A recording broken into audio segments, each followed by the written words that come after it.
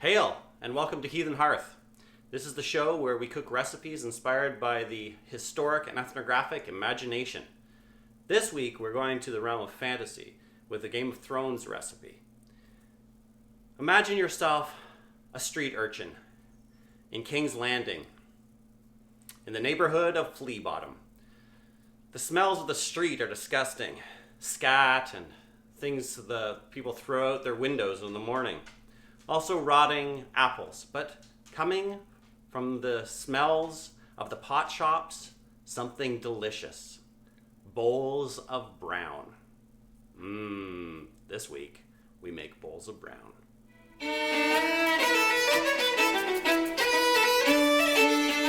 So Game of Thrones. I love the Game of Thrones, both the book series as well as the television series. It's just very interesting. I especially like how George R.R. Martin has taken history and examples from history and melded the cultures and histories together to come up with the different peoples that inhabit the world of Westeros and the rest of the world that Game of Thrones is set in. And it's just so fascinating. You can really tell he loves food as well. There's actually a fan-based cookbook called... well, I'll put the name in the... For some reason, the name is escaping me, but I'm going to put it here so you can take a look at it. And this recipe that we're going to be cooking today is inspired by both that passage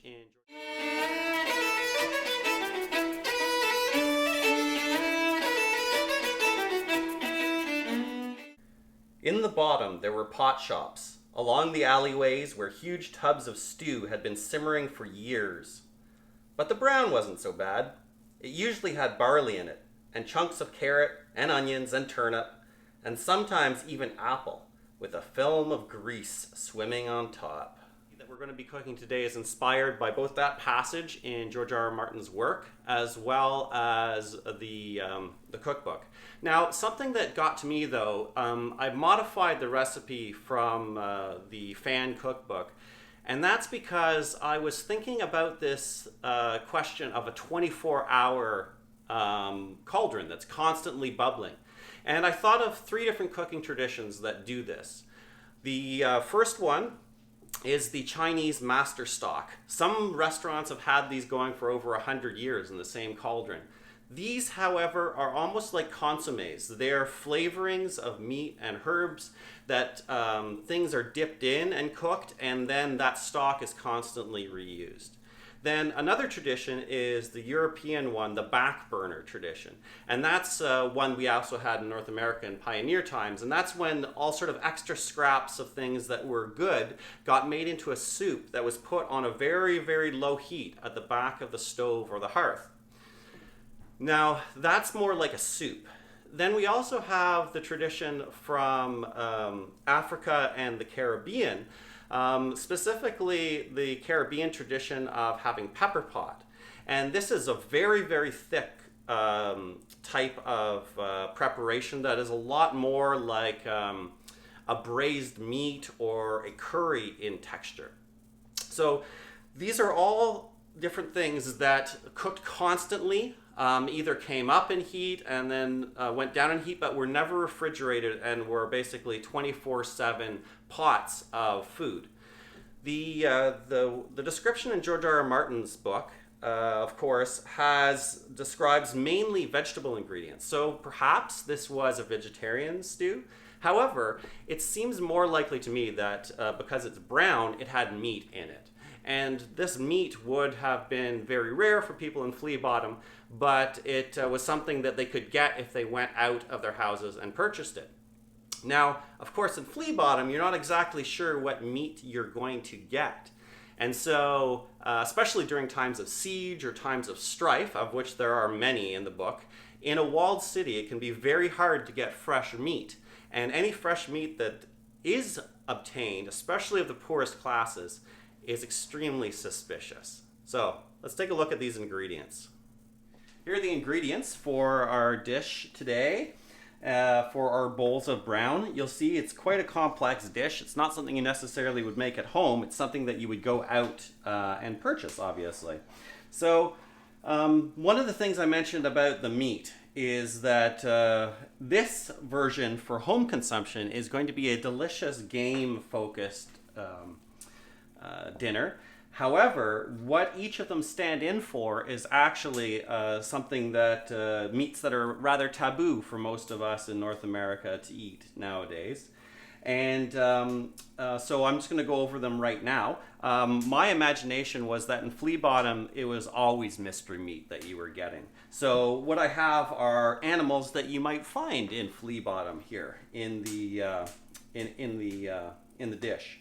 So I have quails here, and they stand in as a substitute for sparrows, of which we know there are many in King's Landing. We also have right here is venison from white-tailed deer, and this is a stand-in for cat meat. According to Unmentionable Cuisine, cat has a very gamey taste and is extremely stringy. So I took the pieces of the deer that still have the silver skin on them. I chopped them up very small so they wouldn't be chewy. However, it should have a similar texture and gaminess that the cat might have. I also have here rabbit, which was the only rodent in my area. We can imagine that these are like the giant rats of Fleabottom, and so we'll be having rodent meat. This is from a black pig. That's a heritage breed of pig. Now you'll notice that they're small because the pig breed is not as large. So these are spare ribs, and they're a lot smaller. And this is a stand-in for dog, which of course in my house, like cat, those are taboo meats. We do not eat those. One of the things though is that pork is probably not the best substitute for dog. According to Captain Cook in his travels through Polynesia, when he had dog, he said it was a lot like the best mutton or lamb that Britain had to offer. So, but the thing is, I had this in my freezer. I didn't have lamb, so we're going to be eating pork instead. I also have, we've got land and air covered here with the meats. I also have the ocean. King's Landing is, of course, a port city. And so I had to use some sort of fish. What I have here is anchovies that have been pickled in oil. I also have cumin seed for flavoring. This is clarified butter. This will provide a lot of the grease on top that's mentioned in the book. I have pot barley, which is mentioned as well. These are turnips. These are small turnips. I have pearl onions. Also carrots, and since this is a medieval inspired recipe, the carrots are purple. Orange carrots were only a mutation that came about in the Romantic period. I have apples here, and then also to ale as a liquid. Now the secret ingredient is this black substance here, and it's called cassareep. And cassareep originally was made from the bitter manioc, also called cassava, and is an culinary invention of the Amerindian tribes of the northern part of South America and into the Caribbean. Now, this is made from the sap of the cassava, the bitter manioc, and this plant is actually toxic raw. And so what they do is they take the sap and they concentrate it down and they cook it. And they take these sugars and they caramelize them. And it provides a very interesting piquant flavor. Now, the modern cassareep has molasses and other types of flavorings added, but there still is the bitter manioc in there because it's a very unique flavor. There's nothing else that tastes quite like it. And one of the unique things about this is that when it's cooked into a stew, it provides an antiseptic quality so that the cooked product will not spoil. So one of the things they do in South America is they cook this cassareep, and even though they have tropical temperatures, the meat that they cook in it can just be left out. And so what they do is they leave it at the back of the hearth, and they reheat it and recook it each day, and then just leave it out. And it's supposed to actually taste better after days. And so I thought that would be a really interesting fantasy ingredient to bring these two traditions together that we wouldn't necessarily see in an actual European medieval a back burner soup. But since it's a fantasy recipe, I thought I'd bring also in that pepper pot tradition from Caribbean and South America with the casserie ingredient. Now we're just going to go to the Instant Pot. All right, so now we just have to set the Instant Pot. So we'll turn it on. There we go. And we're going to change it to saute mode. And we'll just leave it there for the 30-minute. You hear it beep and we know it's going. There we go. All right, let's throw some ingredients in.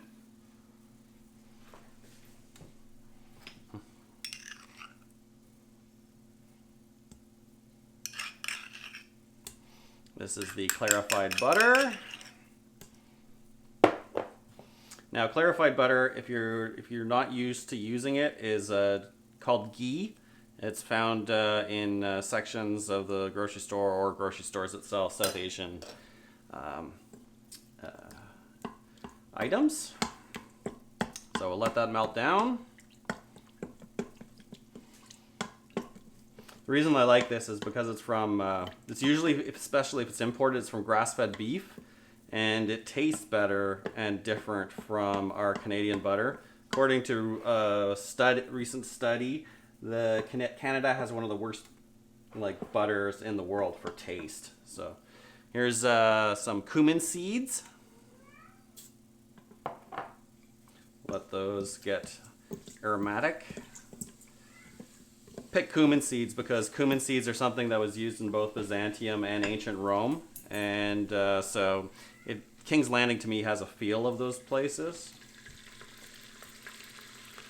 Now here I'm putting in the anchovies. Anchovies will basically cook out.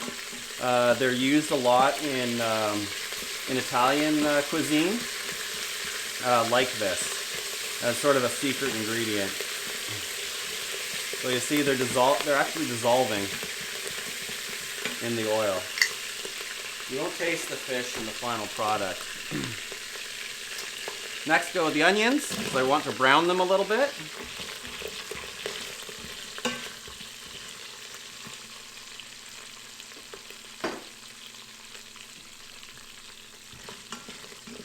These are only going to go in long enough that they get a little bit of color. Not too much, because they're basically, I want them to stay together, see if they stay together during the cooking.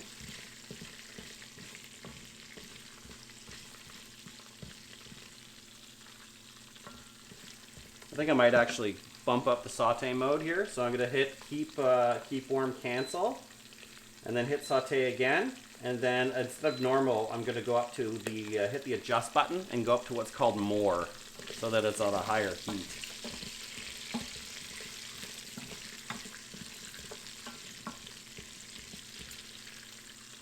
Okay, we're going to let that go for a little while. The onions have started to soften a little bit, and I can smell them, so I'm going to start browning some of the meat. In goes our venison, or pretend cat. This is white-tailed deer. My son in common law recently hunted. Oh, we're going to reserve some of the meat too, just in case we don't have enough space in the Instant Pot. I may have overestimated how many ingredients go in this thing.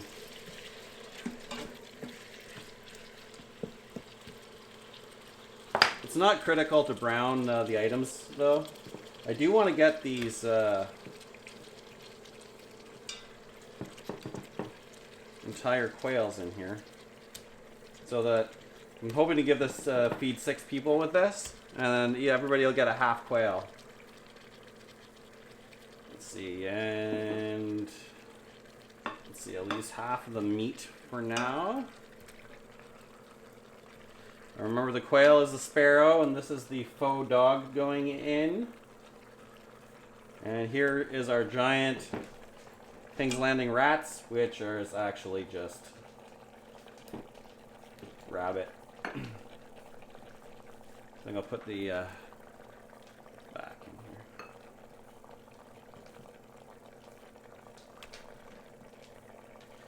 Okay, now we got the apple going in.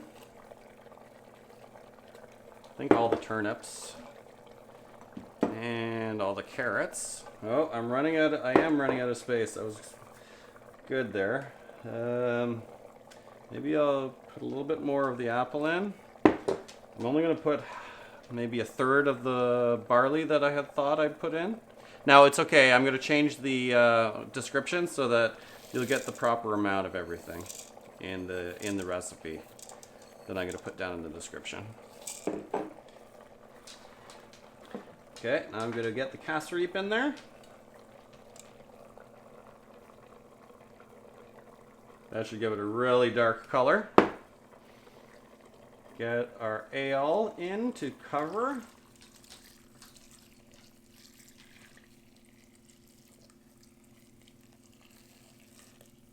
Alright, are we at the maximum yet? Max line is here for filling. I want to make sure there's enough ale because the barley will absorb some. Oh, that's getting close. Let's see how much more casserole I can get out of that.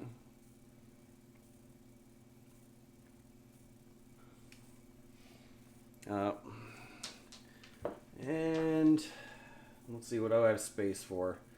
Maybe I'll just get the rest of the rabbit in there. Okay, so all of our ingredients are in the pot.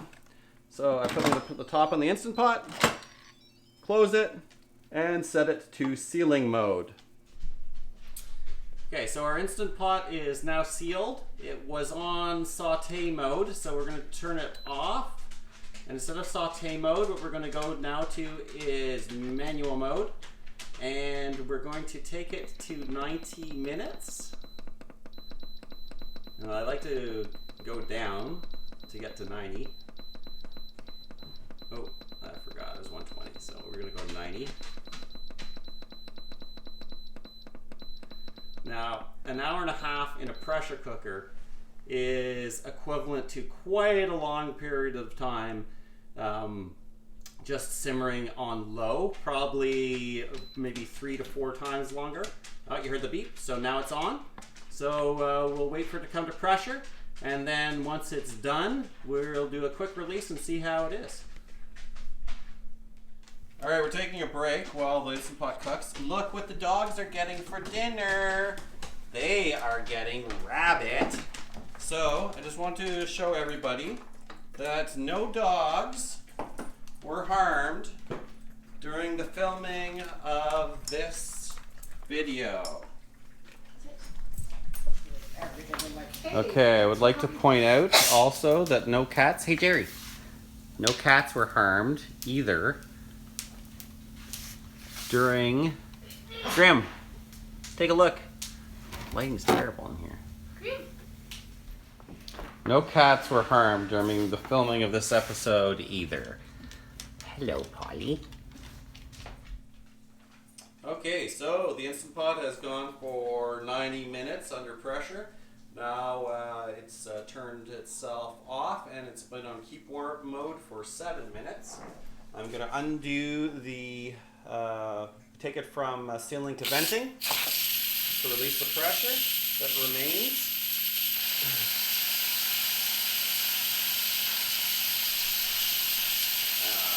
Looks like we are close to the top, so I'll put this over the top. It's spraying a little bit. I'm going to have to clean the Instant Pot after this, because we did fill this up way up to the top. If you're doing this yourself, either don't fill it so much, or you can let it go for natural pressure release instead. But I'm starving, so I really want to eat this thing. As you can see, the pin has dropped. That means we can open the Instant Pot. Let's see what we've got.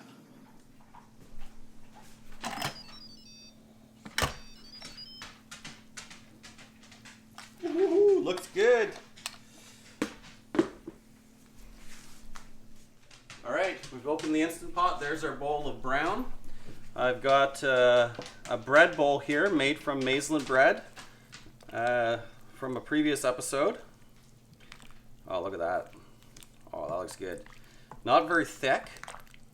Maybe, I don't have the time to thicken it up right now though, but we'll put the stuff into the bread bowl because that's how I want to serve it, but we can also serve it as a soup. Let's get a little bit of everything in there.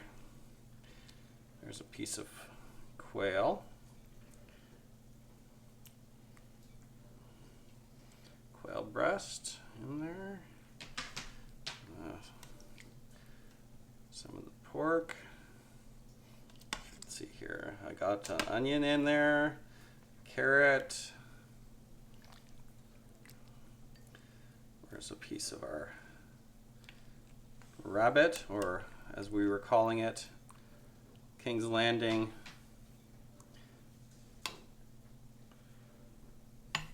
King's Landing rat. Now where's our venison here? Let's see.